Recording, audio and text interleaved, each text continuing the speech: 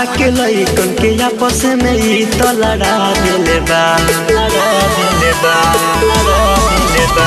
अखाड़ा के लइकन के आपस में ई तो लड़ा दिले बा तो हला काला हंगावाए जान झगड़ा करा दिले बा तो हला काला हंगावाए जान झगड़ा करा दिले बा छोटा बड़ा सबके है रूपवा दीवाना बना दिले बा तो हला काला हंगावाए जान झगड़ा करा दिले बा तो हला काला हंगावाए जान झगड़ा करा दिले बा।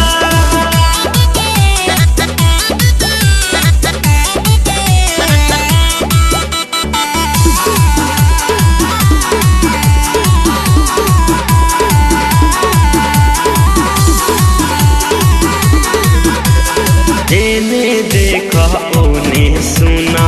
चर्चा पावे तोहरे आखड़ा के लइका सब तोहरे लाहरे जेने देख ओने सुना चर्चा पावे तोहरे आखड़ा के लइका सब तोहरे लाहरे जितना दीवाना बाड़ प्यार में सबके डुबा दिले बा जितना दीवाना बाड़ प्यार में सबके डुबा दिले बा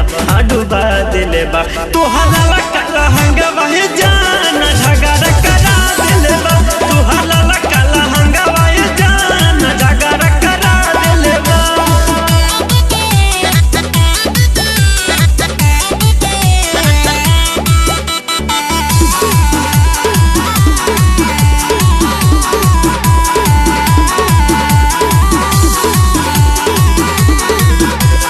कितना दीवाना पागल बारे तोहरा गोरे गाल पर चंदन अकेला मरताटे ऑर्केस्ट्रा के माल पर ए पूछी सुना हो बहुत दीवाना पागल बारे तोहरा गोरे गाल पर चंदन अकेला मरताटे ऑर्केस्ट्रा के माल पर नैतिक नमोल देख सुनी लबिनैया हिला दिले बा नैतिक नमोल देख सुनी लबिनैया हिला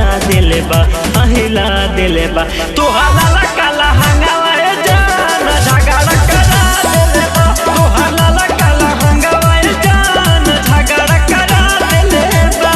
अरे बच के रहे पूछी अखाड़ा नंबर 1 है।